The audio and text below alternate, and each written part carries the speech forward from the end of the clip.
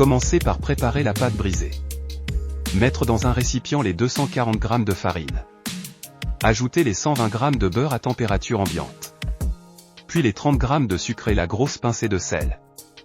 Bien mélanger les ingrédients en frottant le beurre dans la paume des mains.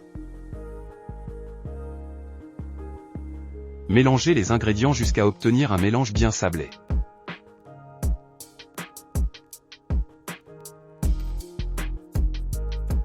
Ajoutez 5 ou 6 centilitres d'eau. Finir de mélanger la pâte jusqu'à obtenir un mélange homogène. Attention toutefois de ne pas trop travailler la pâte. Déposez sur le plan de travail et rassemblez. Posez votre pâte sur un papier film. La mettre en forme ronde. Cela facilitera l'étendage de la pâte. Mettre au frais pendant les autres préparations. Maintenant on va préparer une crème d'amande.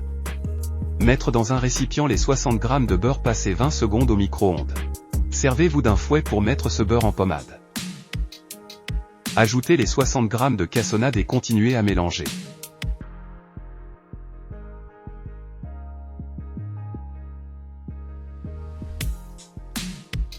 Ajoutez les 70 g de poudre d'amande ainsi que le fentier.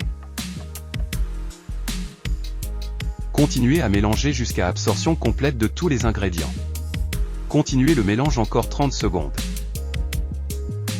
Enfin ajoutez les 10 g de maïzena. Bien finir le mélange. Puis filmer et réserver à température ambiante. Préparez les 500 g de figues. Les laver et les sécher. Les équeuter. Puis les couper en 4.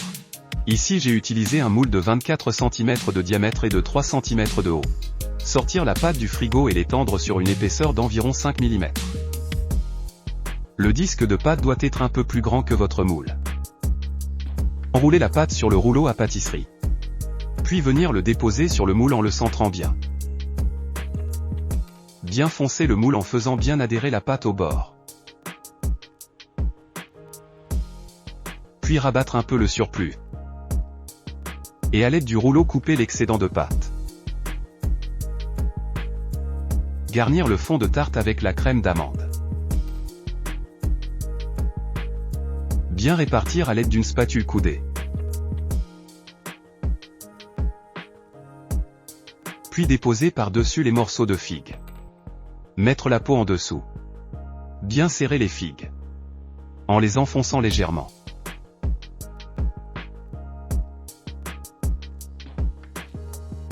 Étaler les 30 g de miel sur toute la surface.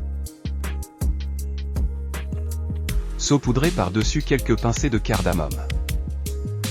Attention de ne pas avoir la main trop lourde, le cardamome est très puissant. Faire de même avec la cannelle. Là aussi il faut être assez précis. Mettre votre tarte reposer au frais pour 30 minutes.